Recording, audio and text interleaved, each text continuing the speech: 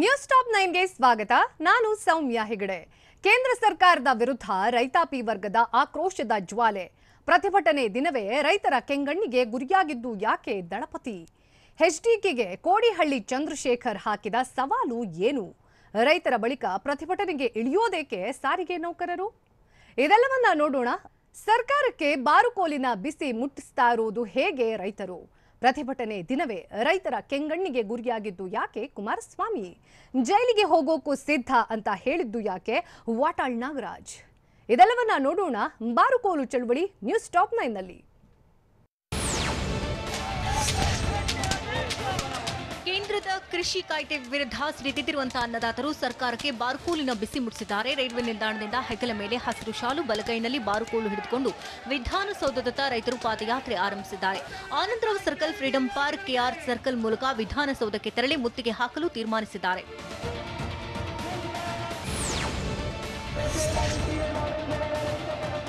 ರೈತರಿಗೆ ಬೆಂಬಲ ನೀಡಿರುವಂತಹ ಕರವೇ ಕೂಡ ಬೃಹತ್ ಪ್ರತಿಭಟನೆ ನಡೆಸಿದೆ.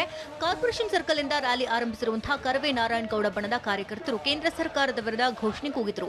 ರಾಜ್ಯಪಾಲರ ಮೂಲಕ ರಾಷ್ಟ್ರಪತಿಗೆ ಮನವಿ ಸಲ್ಲಿಸಲು ನಿರ್ಧರಿಸಿದ್ದು 3,000ಕ್ಕೂ ಹೆಚ್ಚಿನ ಜನರು ರಾಜಭವನಕ್ಕೆ ಜಾಥಾ ಕೈಗೊಂಡಿದ್ದಾರೆ. ಬಿಬಿಎಂಪಿ ಮುಖ್ಯ ಕಚೇರಿಯಿಂದ ಜಾಥಾ ಆರಂಭ ಆಗಿದ್ದು corporation circle, Hudson circle, Mysuru bank ಸರ್ಕಲ್ಗೆ ಜಾಥಾ ಮೂಲಕ ಕಾರ್ಯಕರ್ತರು ಆಗಮಿಸಿದ್ದಾರೆ.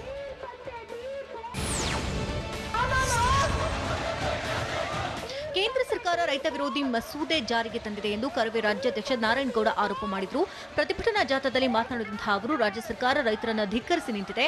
ಸಿಎಂ ರೈತರ ಧ್ವನಿ ಅಂತ ಹೇಳುವ ಬಿಎಸ್ವೈ ಇಂದು ಬದಲಾಗಿದ್ದಾರೆ. ರೈತ ಕುಲದ ಮೇಲೆ ಮರಣ ಶಾಸನ ಬರಿತಾ ಇದ್ದಾರೆ ಅಂತ ವಾಗ್ದಾಳಿ ನಡೆಸಿದರು.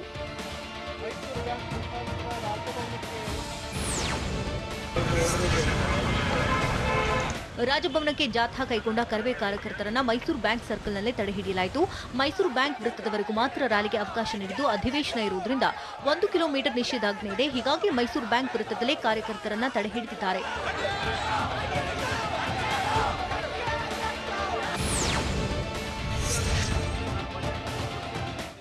ರೈತರ ಇಂದಿನ ಹೋರಾಟಕ್ಕೆ ಜೆಡಿಎಸ್ನಿಂದ ಬೆಂಬಲ ಇಲ್ಲ ಎಂದು ಮಾಜಿ ಸಿಎಂ ಎಚ್ಡಿಕೆ ಹೇಳಿದ್ದಾರೆ. ಟಿವಿ9 ಜೊತೆ ಮಾತನಾಡಿದಂತಹ ಅವರು, ಭೂ ಸುಧಾರಣಾ ಕಾಯ್ದೆಯನ್ನ ಮೊದಲು ನಾನು ಎಚ್ಡಿ ದೇವೇಗೌಡರು ವಿರೋಧಿಸಿದ್ದೆವು.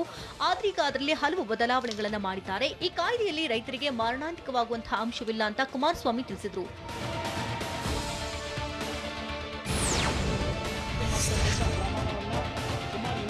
ನಾನು ಕೇಂದ್ರ ಸರ್ಕಾರದ ಕಾಯ್ದೆ ಬಗ್ಗೆ ಚರ್ಚೆ ಮಾಡುವುದಿಲ್ಲ. ರಾಜ್ಯ ಸರ್ಕಾರದ ಕಾಯ್ದೆಗೆ ನಮ್ಮ ಬೆಂಬಲವಿದೆ ಅಂತ ಕುಮಾರಸ್ವಾಮಿ ತಿಳಿಸಿದರು. ಭೂ ಸುಧಾರಣಾ ಕಾಯ್ದೆ ಬಗ್ಗೆ ಮಾಹಿತಿಯ ಕೊರತೆ ಇದ್ದು ಈ ಕಾಯ್ದೆಯಿಂದ ದೊಡ್ಡ ಮಟ್ಟದ ಅಪಾಯ ಇಲ್ಲ. ವೈಯಕ್ತಿಕ ಲಾಭಕ್ಕೆ ಪ್ರತಿಭಟನೆ ಮಾಡುವಂತ ವ್ಯಕ್ತಿ ನಾನಲ್ಲ. ಹೋರಾಟದಿಂದ ಸಮಾಜಕ್ಕೆ ಹಾನಿಯಾಗಬಾರದು ಅಂತ ಎಚ್ಡಿಕೆ ಹೇಳಿದರು.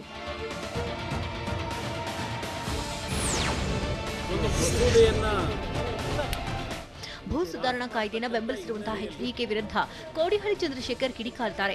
ಮಾಜಿ ಸಿಎಂ ಎಚ್ಡಿ ಕುಮಾರಸ್ವಾಮಿ ದೊಡ್ಡ ಡೀಲ್ ಮಾಸ್ಟರ್ ಎಂದು ಕೋಡಿಹಳ್ಳಿ ವ್ಯಂಗ್ಯವಾಡಿದರು. ಅಲ್ಲದೆ ಕೃಷಿ ತಿದ್ದುಪಡಿ ಕಾಯ್ದೆಗಳ ಬಗ್ಗೆ ಎಚ್ಡಿಕೆಗೆ ಏನು ಗೊತ್ತಿದೆ ಎಂದು ಪ್ರಶ್ನಿಸಿದ ಅವರು, ರೈತರ ಬಾಯಿಗೆ ಮಣ್ಣು ಹಾಕೋರ ಬೆಂಬಲ ನಮಗೆ ಬೇಕಿಲ್ಲ. ಎಚ್ಡಿ ಕುಮಾರಸ್ವಾಮಿ ಜೊತೆ ಬಹಿರಂಗ ಚರ್ಚೆಗೆ ಸಿದ್ಧನಿದ್ದೇನೆ ಎಂದು ಸವಾಲ್ ಹಾಕಿದರು.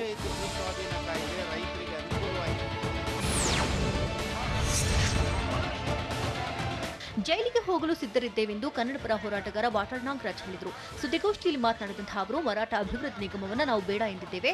ಇದಕ್ಕೆ ಬಿಜೆಪಿಯವರು ಅನಾಗರಿಕರಾಗಿ ನಡೆದುಕೊಂಡರು ಎಂದು ಆಕ್ರೋಶ ಹೊರಹಾಕಿದರು. ಅಲ್ಲದೆ ನಾವೀಗ ಚಳವಳಿ ಮಾಡಿ ಅವರಿಗೆ ಬುದ್ಧಿ ಕಲಿಸಬೇಕು, ತೀವ್ರ ಹೋರಾಟ ಮಾಡೋದಕ್ಕೆ ಸಿದ್ಧರಾಗಬೇಕು ಅಂತ ಹೇಳಿದರು.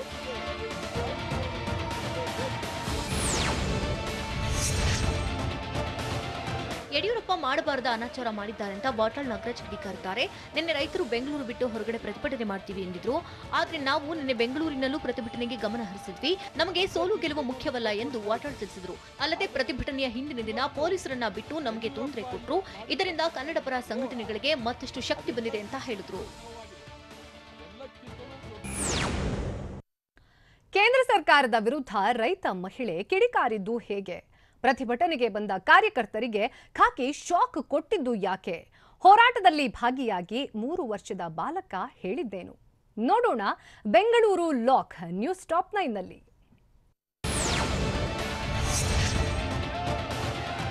ರೈತರ ಹೋರಾಟಕ್ಕೆ ಕರ್ನಾಟಕ ರಕ್ಷಣಾ ವೇದಿಕೆ ಕೂಡ ಸಾಥ್ ಕೊಟ್ಟಿದೆ. ಕರವೇ ನಾರಾಯಣಗೌಡ ಬಣದಿಂದ ಕಾರ್ಯಕರ್ತರು ರ್ಯಾಲಿ ನಡೆಸಿದ್ರು. ಪ್ರತಿಭಟನೆಯಲ್ಲಿ 100 ಕರವೇ ಕಾರ್ಯಕರ್ತರು ಭಾಗಿಯಾಗಿದ್ದು ರೈತರ ಹೋರಾಟಕ್ಕೆ ಬೆಂಬಲ ಕೊಟ್ಟಿದೆ.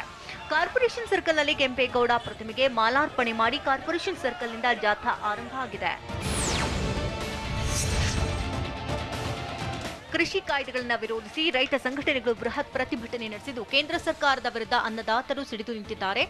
ಪ್ರತಿಭಟನೆ ವೇಳೆ ಮಾತನಾಡಿದಂತಹ ರೈತ ಮಹಿಳೆ ಮಂಜುಳಾ ಕೇಂದ್ರದ ವಿರುದ್ಧ ವಾಗ್ದಾಳಿ ನಡೆಸಿದ್ರು. ಸರ್ಕಾರ ರೈತ ವಿರೋಧಿ ಕೆಲಸ ಮಾಡ್ತಾ ಇದ್ದು ಭಂಡತನ ಪ್ರದರ್ಶನ ಮಾಡ್ತಿದೆ. ಕೇಂದ್ರ ಸರ್ಕಾರ ರೈತರನ್ನ ಡಕಾಯಿತರಂತೆ ನಡೆಸಿಕೊಳ್ತಾ ಇದೆ. ಜೆಡಿಎಸ್ ಕೂಡ ರೈತರ ಪರವಾಗಿಲ್ಲ. ಸರ್ಕಾರಕ್ಕೆ ನಾವು ಪ್ರತಿಭಟನೆ ಬಿಸಿ ಮುಟ್ಟಿಸ್ತೇವೆ ಅಂತ ಹೇಳಿದ್ರು. ರೈತ ವಿರೋಧಿ ಸರ್ಕಾರಕ್ಕೆ ಧಿಕ್ಕಾರವೆಂದು ನಟಿ ಅಶ್ವಿನಿ ಗೌಡ ಆಕ್ರೋಶ ವ್ಯಕ್ತಪಡಿಸಿದರು. ಕರ್ನಾಟಕ ರಕ್ಷಣಾ ವೇದಿಕೆ ಪ್ರತಿಭಟನಾ ರ್ಯಾಲಿಯಲ್ಲಿ ಪಾಲ್ಗೊಂಡು ನಟಿ ಅಶ್ವಿನಿ ಗೌಡ ಸರ್ಕಾರದ ವಿರುದ್ಧ ನಮ್ಮ ಹೋರಾಟ ನಿರಂತರವಾಗಿ ಇರುತ್ತೆ, ಸರ್ಕಾರಕ್ಕೆ ಸರಿಯಾದ ಪಾಠ ಕಲಿಸ್ತೇವೆ ಎಂದು ವಾಗ್ದಾಳಿ ನಡೆಸಿದ್ರು. ಅಲ್ಲದೆ ಕೂಡಲೇ ಸರ್ಕಾರ ಕೃಷಿ ತಿದ್ದುಪಡಿ ಕಾಯ್ದೆಯನ್ನು ಹಿಂಪಡಿಬೇಕು, ಇಲ್ಲದೆ ಹೋದರೆ ಉಗ್ರ ಹೋರಾಟ ಮಾಡುವುದಾಗಿ ಎಚ್ಚರಿಕೆ ಕೊಟ್ಟರು. ಕ್ರಾಂತಿವೀರ ಸಂಗೊಳ್ಳಿ ರಾಯಣ್ಣ ರೈಲ್ವೆ ನಿಲ್ದಾಣದ ಬಳಿ ಕನ್ನಡಪರ ಸಂಘಟನೆ ಕಾರ್ಯಕರ್ತರನ್ನ ಪೊಲೀಸರು ವಶಕ್ಕೆ ಪಡೆದರು. ಬಾರುಕೋಲು ಚಳವಳಿ ಪ್ರಯುಕ್ತ ರೈಲ್ವೆ ನಿಲ್ದಾಣದ ಬಳಿ ತೆರೆದ ಜೀಪಿನಲ್ಲಿ ಬಂದಂತಹ ಕಾರ್ಯಕರ್ತರು ಕೇಂದ್ರ ಸರ್ಕಾರದ ವಿರುದ್ಧ ಘೋಷಣೆ ಕೂಗಿದ್ರು. ಈ ವೇಳೆ ಡ್ರೈವಿಂಗ್ ಲೈಸೆನ್ಸ್ ಇಲ್ಲದ ಕಾರಣಕ್ಕೆ ಜೀಪ್ ಹಾಗೂ ಕಾರ್ಯಕರ್ತರನ್ನ ಪೊಲೀಸರು ವಶಕ್ಕೆ ಪಡೆದರು.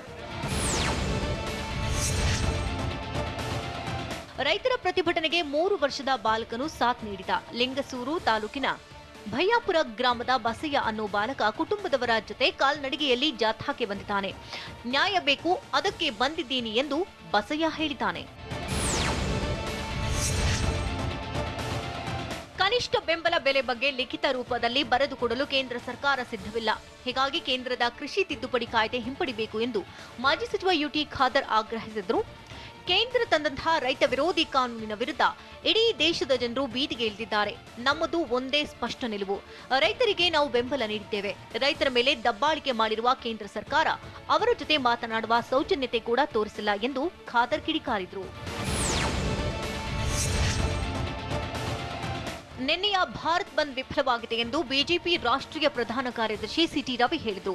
ಬಂದ್ಗೆ ರಾಜಕೀಯ ಪಕ್ಷಗಳ ಬೆಂಬಲ ರಾಜಕೀಯ ಪ್ರೇರಿತ ಎಂದು ಆರೋಪಿಸಿದಂತಹ ಸಿಟಿ ರವಿ, ನಮ್ಮ ಸರ್ಕಾರ ರೈತರ ಪರವಾಗಿದೆ, ಮಧ್ಯವರ್ತಿಗಳ ಹಾವಳಿಯನ್ನು ತಪ್ಪಿಸಲು ಕಾಯ್ದೆ ತರಲಾಗಿದೆ ಅಂತ ಹೇಳಿದರು. ಅಲ್ಲದೆ ಪ್ರಧಾನಿ ನರೇಂದ್ರ ಮೋದಿ ರೈತರ ವಿರುದ್ಧ ಎಂದೂ ನಡೆದುಕೊಂಡಿಲ್ಲ ಎಂದು ತಿಳಿಸಿದರು. ನಿನ್ನೆ ನಡೆದ ಭಾರತ್ ಬಂದ್ಗೆ ನೀರಸ ಪ್ರತಿಕ್ರಿಯೆ ವ್ಯಕ್ತವಾಗಿದ್ದು ಭಾರತ್ ಬಂದ್ ರಾಜಕೀಯ ಪ್ರತಿಭಟನೆಯಾಗಿತ್ತು ಎಂದು ಸಿಟಿ ರವಿ ವ್ಯಂಗ್ಯವಾಡಿದರು. ರೈತರಿಗೆ ಯಾವ ಸಂಶಯವಿದೆ, ಅವರಿಗೆ ಯಾವ ಅನುಮಾನವಿದೆ ಎಂದು ಪ್ರಶ್ನಿಸಿದ ಅವರು, ಎಪಿಎಂಸಿ ಬಂದ್ ಮಾಡುವುದಿಲ್ಲ, ಅದು ಹಾಗೆಯೇ ಇರಲಿದೆ. ಬೆಳೆಗೆ ಕನಿಷ್ಠ ಬೆಂಬಲ ಬೆಲೆಗೂ ಮೋಸ ಆಗುವುದಿಲ್ಲ. ರೈತರ ಪರವಾಗಿಯೇ ನಾವು ಕ್ರಮ ತೆಗೆದುಕೊಂಡಿದ್ದೇವೆ, ಅದನ್ನೇ ಮುಂದುವರಿಸುತ್ತೇವೆ ಅಂತ ಹೇಳಿದರು. ತೀವ್ರ ವಿರೋಧದ ನಡುವೆಯೂ ವಿಧಾನ ಪರಿಷತ್ನಲ್ಲಿ ಭೂ ಸುಧಾರಣಾ ಕಾಯ್ದೆ ತಿದ್ದುಪಡಿ ಅಂಗೀಕಾರವಾಗಿದೆ. ಈ ಬಗ್ಗೆ ಪ್ರತಿಕ್ರಿಯೆ ನೀಡಿದಂತಹ ಕಂದಾಯ ಸಚಿವ ಆರ್ ಅಶೋಕ್, ಮಧ್ಯವರ್ತಿಗಳ ಹಿಡಿತದಲ್ಲಿ ರೈತರು ಸಿಲುಕುವ ಪರಿಸ್ಥಿತಿ ಇತ್ತು, ಹೀಗಾಗಿ ನಾವು ಅಂತಹ ಕಾನೂನನ್ನು ತೆಗೆದುಹಾಕಿದ್ದೇವೆ ಅಂತ ಹೇಳಿದರು. ಅಲ್ಲದೆ ಈ ಹಿಂದೆ ಡಿಕೆಶಿ ಸೇರಿದಂತೆ ಹಲವು ಮುಖಂಡರು 79A(b) ತೆಗೆದುಹಾಕಬೇಕೆಂದು ಹೇಳಿದ್ರು. ಈಗ ಕಾಂಗ್ರೆಸ್ ಇಬ್ಬಗೆ ನೀತಿ ಅನುಸರಿಸ್ತಾ ಇದೆ ಅಂತ ಆರೋಪ ಮಾಡಿದರು. ಪ್ರತಿಭಟನೆ ಕೈಗೊಂಡಿರೋ ಹೋರಾಟಗಾರರಿಗೆ ಸಿಎಂ ಮನವಿ ಮಾಡಿದ್ದೇನು? ರೈತರ ಹೋರಾಟಕ್ಕೆ ಸಾಥ್ ಕೊಟ್ಟ ಲೀಲಾವತಿ ಹೇಳಿದ್ದೇನು? ದೇವೇಗೌಡರನ್ನೇ ಮಾರಿಬಿಡ್ತಾರೆ ಅಂತ ಕೋಡಿಹಳ್ಳಿ ಚಂದ್ರಶೇಖರ್ ಕಿಡಿಕಾರಿದ್ದು ಯಾಕೆ? ನೋಡೋಣ ಬೆಂಗಳೂರು ನ್ಯೂಸ್ ಟಾಪ್ 9ನಲ್ಲಿ. ಕರ್ನಾಟಕ ಬಂದ್ ಭಾರತ್ ಬಂದ್ ಬೆನ್ನಲ್ಲೇ ಇಂದು ಬಾರುಕೋಲು ಚಳುವಳಿ ನಡೆದಿದೆ. ಕೆಲ ದಿನಗಳಲ್ಲೇ ಬೆಂಗಳೂರು ಹಲವು ಹೋರಾಟಕ್ಕೆ ಸಾಕ್ಷಿಯಾಗಿದ್ದು ನಾಳೆ ಕುರುಬೂರು ಶಾಂತಕುಮಾರ್ ಪ್ರತಿಭಟನಾ ರ್ಯಾಲಿ ಕೈಗೊಂಡಿದ್ದಾರೆ. ಹೀಗಾಗಿ ದಿನಕ್ಕೊಂದು ಪ್ರತಿಭಟನೆ ಮಾಡುವುದು ಸರಿಯಲ್ಲ ಎಂದು ರೈತ ಮುಖಂಡರಿಗೆ ಮುಖ್ಯಮಂತ್ರಿ ಬಿಎಸ್ವೈ ಮನವಿ ಮಾಡಿದ್ದಾರೆ.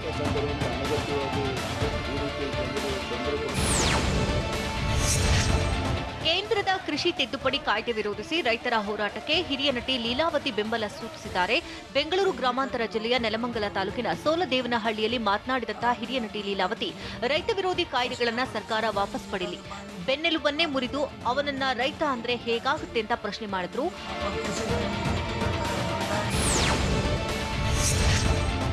ಭೂ ಸುಧಾರಣಾ ತಿದ್ದುಪಡಿ ಕಾಯ್ದೆಗೆ ಜೆಡಿಎಸ್ ಬೆಂಬಲಿಸಿದ ಹಿನ್ನೆಲೆಯಲ್ಲಿ ಜೆಡಿಎಸ್ ವಿರುದ್ಧ ಕೋಡಿಹಳ್ಳಿ ಚಂದ್ರಶೇಖರ್ ವಾಗ್ದಾಳಿ ನಡೆಸಿದ್ದಾರೆ. ಯಾಮಾರಿದ್ರೆ ಜೆಡಿಎಸ್ನವರು ದೇವೇಗೌಡರನ್ನೇ ಮಾರಿಬಿಡ್ತಾರೆ ಅಂತ ಕೋಡಿಹಳ್ಳಿ ವ್ಯಂಗ್ಯವಾಡಿದ್ರು. ಕೈಯಲ್ಲಿ ಬಾರುಕೋಲು, ಹೆಗಲ ಮೇಲೆ ಹಸಿರು ಶಾಲು ಬೀಸುತ್ತಾ ರೈತರ ರ್ಯಾಲಿ ಸಾಗುತ್ತೆ. ರ್ಯಾಲಿಯಲ್ಲಿ ಸಾವಿರಾರು ರೈತರು ಭಾಗಿಯಾಗಲಿದ್ದಾರೆ ಅಂತ ಕೋಡಿಹಳ್ಳಿ ಚಂದ್ರಶೇಖರ್ ಹೇಳಿದರು.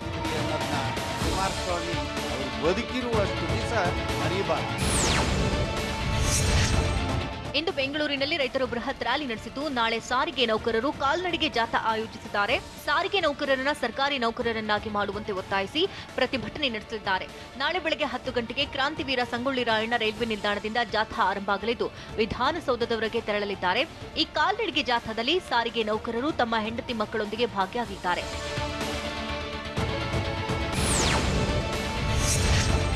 ಸಾರಿಗೆ ನೌಕರರ ನಡಿಗೆ ಸರ್ಕಾರಿ ನೌಕರರಾಗುವ ಕಡೆಗೆ ಎಂಬ ಘೋಷಣೆಯೊಂದಿಗೆ ಸಾರಿಗೆ ನೌಕರರು ಹೋರಾಟ ಕೈಗೊಂಡಿದ್ದಾರೆ. ಜಾಥಾದಲ್ಲಿ ರೈತ ಮುಖಂಡ ಕೋಡಿಹಳ್ಳಿ ಚಂದ್ರಶೇಖರ್, ನಂಜಾವಧೂತ ಸ್ವಾಮೀಜಿ ಹಾಗೂ ಚಂದ್ರಶೇಖರ ಸ್ವಾಮೀಜಿ ಭಾಗಿಯಾಗಲಿದ್ದಾರೆ.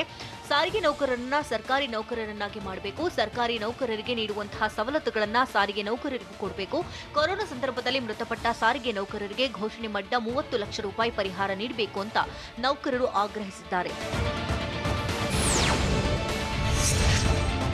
ಜೆಡಿಎಸ್ ವರಿಷ್ಠ ಎಚ್.ಡಿ. ದೇವೇಗೌಡರ ಆಪ್ತ ಮಾಜಿ ಸಚಿವ ಜಿ. ವಿಜಯ ಕಾಂಗ್ರೆಸ್ ಸೇರ್ಪಡೆಯಾಗಿದ್ದಾರೆ. ಮಾಜಿ ಸಚಿವ ಜಿ. ವಿಜಯ ಜನತಾ ಪರಿವಾರದ ಹಿರಿಯ ನಾಯಕರಾಗಿದ್ದು ಮಡಿಕೇರಿ ಕ್ಷೇತ್ರದ ಜೆಡಿಎಸ್ನ ಪ್ರಭಾವಿ ನಾಯಕರಾಗಿದ್ದರು. ಕೆಪಿಸಿಸಿ ಕಚೇರಿಯಲ್ಲಿ ನಡೆದ ಕಾರ್ಯಕ್ರಮದಲ್ಲಿ ಡಿಕೆ ಶಿವಕುಮಾರ್ ಹಾಗೂ ಸಿದ್ದರಾಮಯ್ಯರ ಸಮ್ಮುಖದಲ್ಲಿ ಕಾಂಗ್ರೆಸ್ ಸೇರಿದ್ದಾರೆ.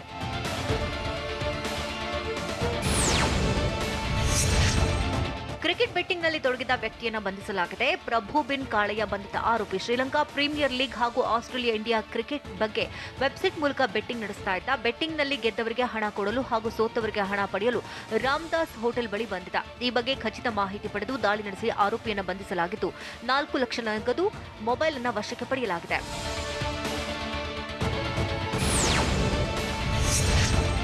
ಬೆಂಗಳೂರು ದಕ್ಷಿಣ ತಾಲೂಕಿನ ಕಗ್ಗಲೀಪುರದಲ್ಲಿ ಕಳ್ಳತನಕ್ಕೆ ಯತ್ನಿಸಿದ್ದ ಖದೀಮರು ಪರಾರಿಯಾಗಿದ್ದಾರೆ. 2 ಮನೆ ಲಾಕ್ ಮಾಡಿ 3ನೇ ಮನೆಯ ಬಾಗಿಲು ಮೀಟಿ ಕಳ್ಳತನಕ್ಕೆ ಯತ್ನಿಸಿದ್ದಾರೆ. ಈ ವೇಳೆ ಮನೆಯವರು ಎಚ್ಚರಗೊಂಡ ತಕ್ಷಣ ಕಳ್ಳರು ಕಾಂಪೌಂಡ್ ಹಾರಿ ಎಸ್ಕೇಪ್ ಆಗಿದ್ದಾರೆ.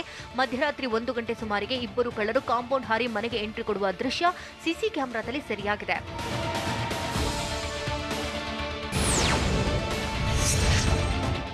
ವೃಕ್ಷಮಾತೆ ಪದ್ಮಶ್ರೀ ನಾಡೋಜ ಸಾಲುಮರದ ತಿಮ್ಮಕ್ಕ ಆಸ್ಪತ್ರೆಗೆ ದಾಖಲಾಗಿದ್ದಾರೆ. ಭಾನುವಾರ ಸಂಜೆ ಬೆಂಗಳೂರಿನ ಮಂಜುನಾಥ ನಗರದ ಮನೆಯಲ್ಲಿ ಆಕಸ್ಮಿಕವಾಗಿ ಸಾಲುಮರದ ತಿಮ್ಮಕ್ಕ ಕುಸಿದು ಬಿದ್ದು ಬೆನ್ನು ಮೂಳೆಗೆ ಪೆಟ್ಟು ಬಿದ್ದಿತ್ತು. ಜಯನಗರದ ಅಪೋಲೋ ಆಸ್ಪತ್ರೆಗೆ ತಿಮ್ಮಕ್ಕ ದಾಖಲಾಗಿದ್ದು ಲಘು ಶಸ್ತ್ರಚಿಕಿತ್ಸೆ ಮಾಡಲಾಗಿದೆ. ರೈತರಿಗೆ ದ್ರೋಹ ಮಾಡಲ್ಲ ಅಂತ ಕುಮಾರಸ್ವಾಮಿ ಹೇಳಿದ್ದು ಯಾಕೆ? ಲೋಕಲ್ ವಾರ್ಗೆ ಸುಮಲತಾ ಮಾಡಿರೋ ಪ್ಲಾನ್ ಏನು? ಗ್ರಾಮ ಪಂಚಾಯಿತಿ ಚುನಾವಣೆಯ ಅಭ್ಯರ್ಥಿಯನ್ನ ಹರಾಜಿಗೆ ಹಾಕಿದ್ದೆಲ್ಲಿ? ನೋಡೋಣ ದಕ್ಷಿಣ ಕರ್ನಾಟಕ ನ್ಯೂಸ್ ಟಾಪ್ 9 ನಲ್ಲಿ. ಜೆಡಿಎಸ್ ರೈತರಿಗೆ ಯಾವುದೇ ಕಾರಣಕ್ಕೂ ದ್ರೋಹ ಮಾಡಲ್ಲ ಅಂತ ಮಾಜಿ ಸಿಎಂ ಎಚ್.ಡಿ. ಕುಮಾರಸ್ವಾಮಿ ಹೇಳಿದ್ದಾರೆ. ಕೋಲಾರದಲ್ಲಿ ಮಾತನಾಡಿದಂತಹ ಎಚ್ಡಿಕೆ ಭೂ ಸುಧಾರಣಾ ತಿದ್ದುಪಡಿ ಕಾಯ್ದೆ ಬಗ್ಗೆ ರೈತ ಮುಖಂಡರು ಮೊದಲು ತಿಳಿದುಕೊಳ್ಳಲಿ. ಇದಕ್ಕೆ ನಾವು ಕೂಡ ಈ ಮೊದಲು ವಿರೋಧ ವ್ಯಕ್ತಪಡಿಸಿದವು. ಆದರೆ ನಂತರ ಇದರಲ್ಲಿನ ಮಾರಕ ಅಂಶಗಳ ಬಗ್ಗೆ ಗಮನ ಸೆಳೆದಿದೆ. ಮುಖ್ಯಮಂತ್ರಿ ಬಿಎಸ್ವೈ ಕೆಲ ತಿದ್ದುಪಡಿಗಳನ್ನು ಕೈಬಿಟ್ಟಿದ್ದಾರೆ ಅಂತ ಹೇಳಿದರು.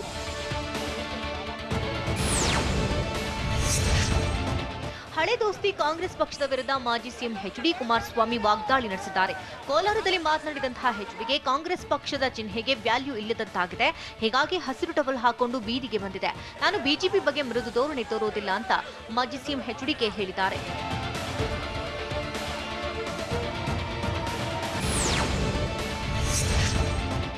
ಗ್ರಾಮ ಪಂಚಾಯಿತಿ ಚುನಾವಣೆ ಬಗ್ಗೆ ಸಂಸದೆ ಸುಮಲತಾ ನಿಲುವು ನಿಗೂಢವಾಗಿದ್ದು ಮಂಡ್ಯ ರಾಜಕೀಯ ಪಡಸಾಲೆಯಲ್ಲಿ ಸುಮಲತಾ ನಿಲುವು ಭಾರೀ ಚರ್ಚೆಗೆ ಗ್ರಾಸವಾಗಿದೆ. ಲೋಕಸಭಾ ಚುನಾವಣೆಯಲ್ಲಿ ಬೆಂಬಲಿಸಿದವರಿಗೆ ಸಂಸದೆ ಸುಮಲತಾ ಬೆಂಬಲದ ನಿರೀಕ್ಷೆಯಲ್ಲಿ ಬೆಂಬಲಿಗರಿದ್ದಾರೆ. ಕಾಂಗ್ರೆಸ್, ಬಿಜೆಪಿ, ರೈತ ಸಂಘದಲ್ಲಿ ಬೆಂಬಲಿಗರಿದ್ದು ಯಾವ ಪಕ್ಷದ ಬೆಂಬಲಿಗರಿಗೆ ಸುಮಲತಾ ಬೆಂಬಲ ಸಿಗಲಿದೆ ಅನ್ನೋದು ನಿಗೂಢವಾಗಿದೆ. ಸುಮಲತಾ ಬಹಿರಂಗ ಬೆಂಬಲ ಘೋಷಣೆ ಅಷ್ಟು ಸುಲಭವಲ್ಲ. ಆದರೆ ಒಬ್ಬರಿಗೆ ಬೆಂಬಲ ಘೋಷಿಸಿದ್ರೆ ಮತ್ತೊಬ್ಬರ ವಿರೋಧ ಕಟ್ಟಿಕೊಳ್ಬೇಕಾಗುತ್ತೆ.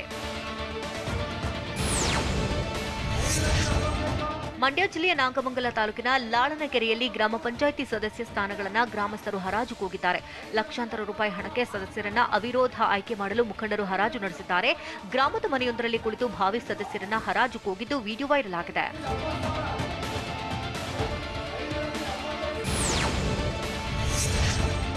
ವಾಲ್ಮೀಕಿ ಸಮಾಜದ ಮುಖಂಡರು ದಾವಣಗೆರೆ ಜಿಲ್ಲೆಯ ಜಗಳೂರು ತಹಶೀಲ್ದಾರ್ಗೆ ದೂರು ಸಲ್ಲಿಸಿದ್ದಾರೆ. ವಾಲ್ಮೀಕಿ ಸ್ವಾಮೀಜಿಗಳನ್ನು ನಿಂದಿಸಿದ ವ್ಯಕ್ತಿಯೊಬ್ಬನ ವಿರುದ್ಧ ಕ್ರಮ ಕೈಗೊಳ್ಳುವಂತೆ ಆಗ್ರಹಿಸಿದ್ದಾರೆ. ಬಳ್ಳಾರಿ ಜಿಲ್ಲೆಯ ಹರಪನಹಳ್ಳಿ ಮೂಲದ ಪ್ರಸಾದ ದೊಡ್ಮನಿ ಎಂಬಾತ ಸ್ವಾಮೀಜಿ ಬಗ್ಗೆ ಅವಹೇಳನವಾಗಿ ಮಾತನಾಡಿದ್ದು ನಾಯಕರು ಕ್ರಮಕ್ಕೆ ಒತ್ತಾಯಿಸಿದ್ದಾರೆ. ಸಮಾಜದ ಏಳಿಗೆಗೆ ನಿರಂತರವಾಗಿ ಹೋರಾಟ ನಡೆಸ್ತಾ ಇರೋ ಸ್ವಾಮೀಜಿ ಕುರಿತು ಕೆಟ್ಟದಾಗಿ ಮಾತನಾಡಿದ್ದಕ್ಕಾಗಿ ಆಕ್ರೋಶ ಹೊರಹಾಕಿದ್ದಾರೆ.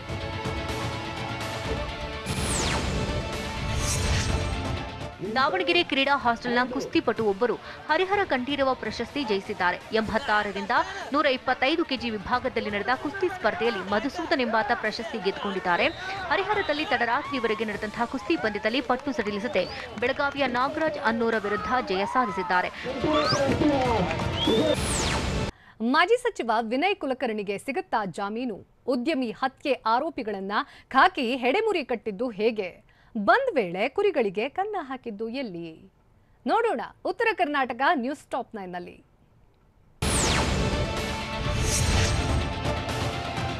ಧಾರವಾಡ ಜಿಲ್ಲಾ ಪಂಚಾಯತ್ ಸದಸ್ಯ ಯೋಗೀಶ್ ಗೌಡ ಹತ್ಯೆ ಪ್ರಕರಣಕ್ಕೆ ಸಂಬಂಧಿಸಿದಂತೆ ಇಂದು ಮಾಜಿ ಸಚಿವ ವಿನಯ್ ಕುಲಕರ್ಣಿ ಜಾಮೀನು ಅರ್ಜಿ ವಿಚಾರಣೆ ನಡೆಯಲಿದೆ. ಸದ್ಯ ಹಿಂಡಲಗ ಜೈಲಿನಲ್ಲಿ ಕುಲಕರ್ಣಿ ಇದ್ದು ಧಾರವಾಡದ ಸಿಬಿಐ ವಿಶೇಷ ನ್ಯಾಯಾಲಯದಲ್ಲಿ ವಿಚಾರಣೆ ನಡೆಯಲಿದೆ. ಜಾಮೀನು ಕೋರಿ ವಿನಯ್ ಪರ ವಕೀಲರು ವಾದ ಮಂಡಿಸಿದ್ರು.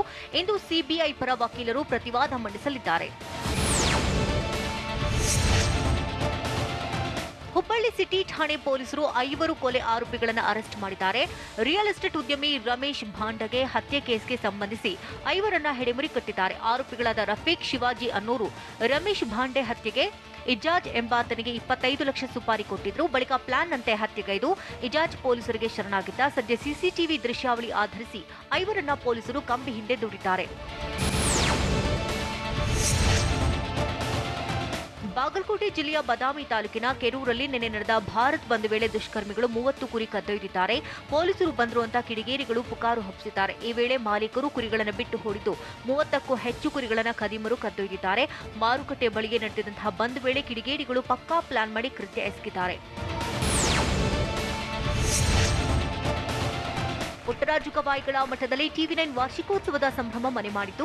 ಗದಗ ನಗರದ ಪುಟ್ಟರಾಜು ಗವಾಯಿಗಳ ಮಠದಲ್ಲಿ ಕಲ್ಲಯ್ಯಜ್ಜ ಸಾನ್ನಿಧ್ಯದಲ್ಲಿ ಕೇಕ್ ಕಟ್ ಮಾಡುವ ಮೂಲಕ ಟಿವಿ9 ವಾರ್ಷಿಕೋತ್ಸವ ಆಚರಿಸಲಾಯಿತು. ಟಿವಿ9 ವಾರ್ಷಿಕೋತ್ಸವದ ಕಾರ್ಯಕ್ರಮದಲ್ಲಿ ಮಠದ ಅಂಧ ಅನಾಥ ಮಕ್ಕಳು, ಮಠದ ಭಕ್ತರು ಭಾಗಿಯಾಗಿದ್ದರು. 14ನೇ ವಸಂತ ಮುಗಿಸಿ 15ನೇ ವಸಂತಕ್ಕೆ ಕಾಲಿಟ್ಟಿದ್ದು 100 ವರ್ಷ ಹೀಗೆ ನಂಬರ್ 1 ಆಗಿ ಬೆಳೆಯಲಿ ಅಂತ ಪುಟ್ಟರಾಜು ಗವಾಯಿಗಳ ಮಠದ ಕಲ್ಲಜ್ಜಯ್ಯ ಹಾರೈಸಿದ್ರು. ಬಿಸಿಲ ನಾಡಿನಲ್ಲಿ ಮಂಜಿನ ನರ್ತನವಾಗ್ತಾ ಇದ್ದು ವಿಜಯಪುರ ಜಿಲ್ಲೆ ಇದೀಗ ಮಂಜಿನಲ್ಲಿ ಮಿಂದೆದ್ದಿದೆ.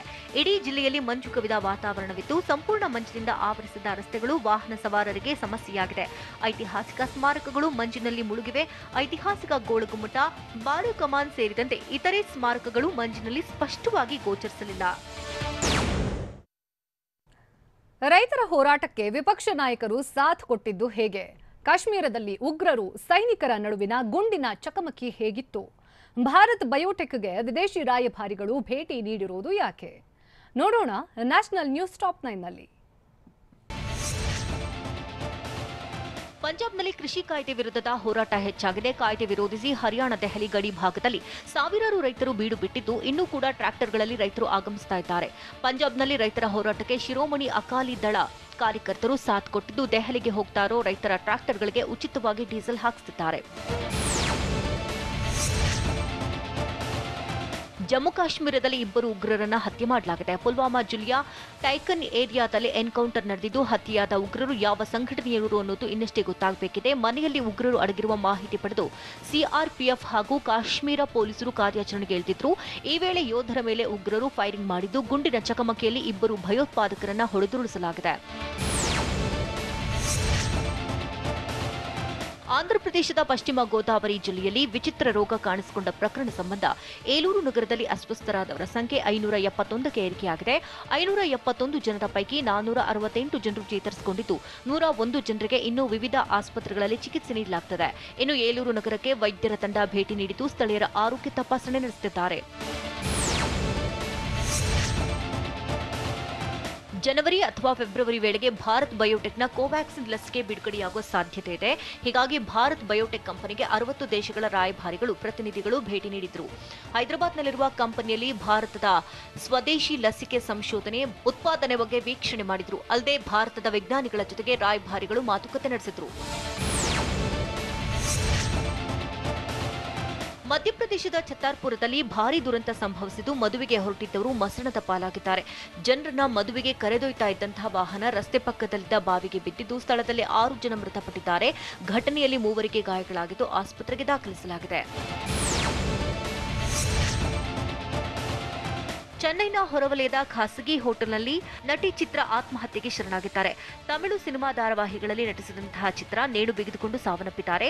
ನಟಿ ಚಿತ್ರಾಳಿಗೆ ಚೆನ್ನೈ ಮೂಲದ ಹೇಮಂತ್ ಎಂಬಾತನ ಜೊತೆ ಕುಟುಂಬಸ್ಥರು ವಿವಾಹ ನಿಶ್ಚಯ ಮಾಡಿದ್ರು. ಚಿತ್ರ ಆತ್ಮಹತ್ಯೆ ವೇಳೆ ಹೇಮಂತ್ ಹೋಟೆಲ್ನಲ್ಲಿ ಇದ್ದ ಎನ್ನಲಾಗಿದ್ದು, ಪ್ರಕರಣ ದಾಖಲಿಸಿಕೊಂಡಿರುವಂತಹ ಪೂನಮಲ್ಲೆ ಪೊಲೀಸರು ವಿಚಾರಣೆ ನಡೆಸುತ್ತಿದ್ದಾರೆ. ದೇಶದಲ್ಲಿ ಕೊರೋನಾ ಸೋಂಕಿತರ ಸಂಖ್ಯೆ 97 ಲಕ್ಷ ದಾಟಿದೆ. ಕಳೆದ 24 ಗಂಟೆಗಳಲ್ಲಿ 32,080 ಕೊರೋನಾ ಪ್ರಕರಣಗಳು ಪತ್ತೆಯಾಗಿದ್ದು, ಒಟ್ಟು ಸೋಂಕಿತರ ಸಂಖ್ಯೆ 97,35,850ಕ್ಕೆ ತಲುಪಿದೆ. ಇನ್ನು ಕಳೆದೊಂದು ದಿನದಲ್ಲಿ 402 ಜನರು ಕೊರೋನಾಗೆ ಬಲಿಯಾಗಿದ್ದು, ಈವರೆಗೆ 1,41,360 ಜನರು ಸೋಂಕಿನಿಂದ ಮೃತಪಟ್ಟಿದ್ದಾರೆ. 3,78,909 ಜನರು ಇನ್ನೂ ಚಿಕಿತ್ಸೆ ಪಡೆದಿದ್ದಾರೆ.